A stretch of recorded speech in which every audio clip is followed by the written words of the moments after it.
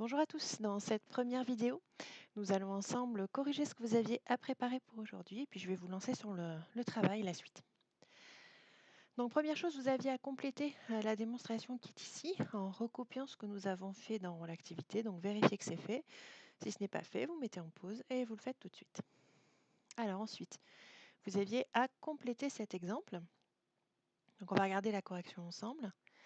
Alors je vous donnais les coordonnées de deux vecteurs, U et V, et je vous demandais en calculant le produit scalaire de deux façons différentes de déterminer une valeur approchée de l'angle UV.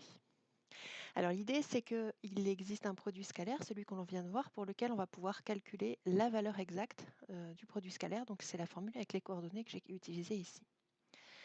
La deuxième formule à utiliser, il fallait que ce soit une formule qui fasse intervenir l'angle UV. La seule formule que l'on connaît qui fasse intervenir l'angle UV, c'est la formule qui est la définition norme de U, norme de V, cosinus de UV.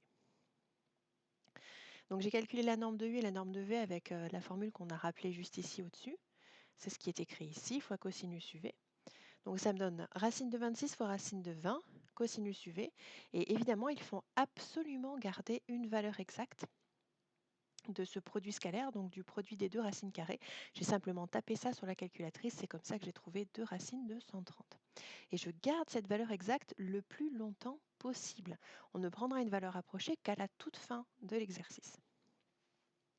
Alors j'ai donc 2 racines de 130 cosinus UV qui est égal à 6, ce qui me donne la valeur exacte du cosinus UV qui est 3 sur racine de 130. Alors ensuite, j'ai utilisé la touche cos-1 de la calculatrice qui est derrière la touche trigo. Et en faisant cos-1 de 3 sur racine de 130, j'obtiens 75 degrés au degré près si j'ai ma calculatrice en degrés, ou bien 1,3 radians si j'ai la calculatrice en radians. Donc je le redis puisque je ne l'ai pas écrit là, il faut avec la calculatrice taper cos-1 de cette quantité-là, 3 sur racine de 130. Alors ensuite, vous aviez à travailler l'exercice 3, page 324, dans lequel on vous dit qu'on se place dans une base orthonormée, on vous donne les coordonnées de deux vecteurs et on vous demande dans chaque cas de dire si les vecteurs sont orthogonaux ou pas. Donc je vous ai mis ici en rouge la propriété qu'on va utiliser. Les deux vecteurs sont orthogonaux si et seulement si leur produit scalaire vaut 0, puisqu'on voit bien qu'aucun des vecteurs ici qui sont proposés n'est un vecteur nul. Donc en fait, dans chaque situation, j'ai calculé le produit scalaire. Si c'était différent de 0, j'en concluais que les deux vecteurs n'étaient pas orthogonaux. Et ici, on avait un seul cas où le produit scalaire donnait 0, et donc deux vecteurs orthogonaux, c'était dans la question C. Je vous laisse mettre en pause le temps de prendre la correction de cet exercice, et puis on continue ensuite. Alors pour la suite, voici l'exercice 30, page 228, dans lequel on vous donne les coordonnées de 3 points. Petit a, calculer le produit scalaire Mn, scalaire Mp. Et petit b, en déduire une valeur exacte de l'angle PMN.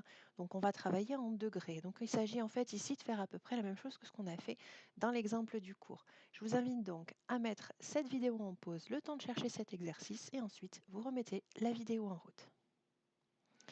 Allez, on y va pour la correction de cet exercice 30. Donc, premier calcul, calculer le produit scalaire Mn scalaire Mp.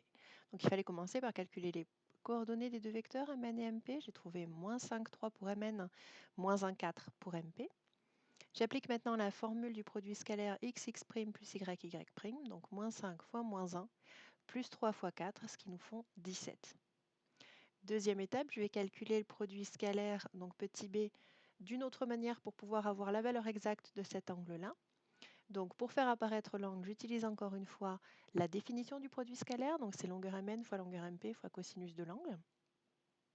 La longueur Mn, j'ai utilisé les coordonnées du vecteur Mn pour calculer le plus rapidement possible la longueur ici, donc racine de moins 5 au carré plus 3 au carré. J'ai fait la même chose pour Mp. Ça me donne ici 34 et ici 17, et en tapant sur la calculatrice, j'ai trouvé 17 racine de 2.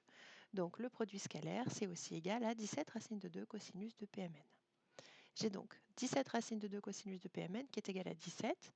Je vais tout diviser par 17 racine de 2. J'ai donc cosinus Pmn qui est égal à 17 sur 17 racine de 2. Je peux simplifier par 17, il me reste 1 sur racine de 2. Et en multipliant le numérateur et le dénominateur par racine de 2, j'obtiens racine de 2 sur 2. L'angle dont le cosinus vaut racine de 2 sur 2 est donc angle positif, puisqu'il s'agit d'un angle géométrique, c'est pi sur 4 radians ou alors 45 degrés. Voilà pour cet exercice. Mettez en pause si nécessaire pour prendre la correction avant de passer à la suite. Donc on va rebasculer maintenant partie cours et on va voir d'autres formules du produit scalaire que j'ai appelé produit scalaire énorme. Et on va commencer par ce qu'on appelle les définitions triangulaires. Donc première propriété, les identités remarquables. On a déjà vu ensemble, on a déjà remarqué que le produit scalaire se comporte plus ou moins comme un produit de nombres réels. Il est donc assez naturel d'imaginer qu'on puisse retrouver les identités remarquables que l'on connaît de l'année dernière, que je vais vous écrire rapidement ici pour vous en souvenir. C'était a plus b carré équivaut a carré plus 2ab plus b carré. On a a moins b carré équivaut a carré moins 2ab plus b carré. Et on a a moins b fois a plus b qui vaut a carré moins b carré.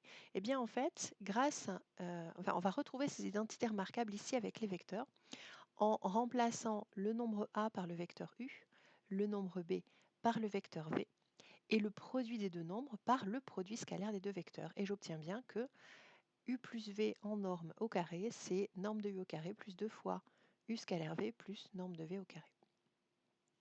Pour la deuxième formule, j'ai la même chose avec un moins ici qui se répercute ici. Et pour la dernière formule, c'est à la place de ce produit qui est ici sous-entendu, un produit scalaire entre le vecteur u plus v et le vecteur u moins v. Et vous voyez le parallèle, on retrouve complètement les formules d'identité remarquable que l'on connaissait. Alors grâce à ces formules, en les inversant tout simplement, je peux dire que 2 fois u scalaire v, c'est norme de u plus v au carré moins norme de u au carré moins norme de v au carré. Et en divisant tout par 2, j'obtiens cette première formule. U scalaire v, c'est un demi de... non, c'est la deuxième formule, pardon. U scalaire v, c'est un demi de norme de u plus v au carré moins norme de u au carré moins norme de v au carré. On peut faire la même chose avec la deuxième formule et on obtient celle-ci. U scalaire v égale un demi de norme de u au carré plus norme de v au carré moins norme de u moins v, le tout au carré. Et donc en particulier, on a cette égalité-là qu'on va illustrer ici à côté par un petit dessin. Donc lorsque je calcule le produit scalaire AB, scalaire AC, hop là, je vais avoir besoin de BC qui est ici.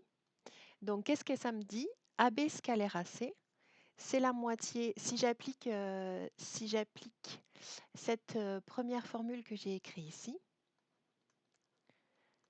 AB scalaire AC, ça va être un demi de norme du premier vecteur au carré, donc ça me fait AB carré, plus norme de V au carré, donc le deuxième vecteur AC au carré, moins norme du premier moins le deuxième au carré, donc là je vais quand même l'écrire en entier, ça fait vecteur AB moins vecteur AC, le tout au carré.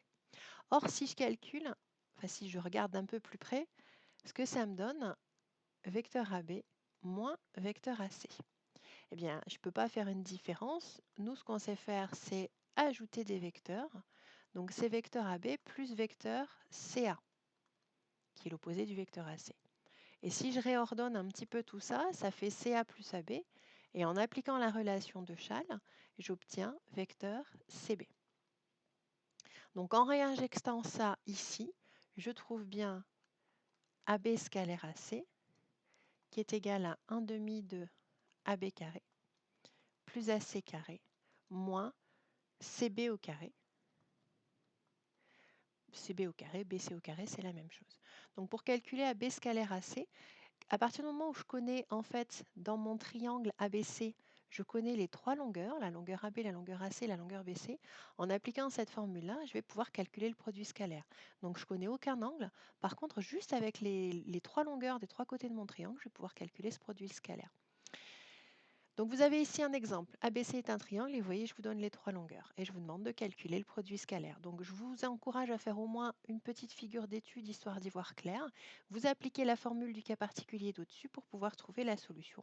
Comme d'habitude, je vous invite à mettre la vidéo en pause, le temps de chercher cet exemple et ensuite vous la remettez en route quand vous avez trouvé. Allez, on y va pour la correction de cet exemple. Donc j'ai fait une petite figure d'étude ici. Je veux calculer CA scalaire CB, donc je suis ici, CA scalaire CB. Si je comprends bien ma formule de tout à l'heure, c'est 1 demi de CA carré plus CB carré moins le côté opposé de l'angle ici qui est AB au carré. J'ai oublié une petite parenthèse. Je remplace par les valeurs que j'ai notées ici sur ma figure d'étude et j'obtiens 38 pour ce produit scalaire. Alors, je vais vous demander maintenant de chercher ces deux exercices-là, le 19, page 227 et le 31, page 228, pour appliquer un petit peu ce qu'on vient de voir. En fonction de l'avancement de vos camarades qui seront en classe ce mercredi matin, soit je vous laisserai finir de les chercher pour mercredi prochain, enfin la semaine prochaine plutôt, le groupe de la semaine prochaine, lundi, mardi, soit je vous mettrai une correction sur Pronote. Quoi qu'il en soit, je vous ai noté sur Pronote d'ores et déjà des exercices à chercher pour la semaine prochaine. Voilà, c'est tout pour aujourd'hui. N'hésitez pas à m'envoyer un petit message si vous avez des questions et je vous dis à la semaine prochaine.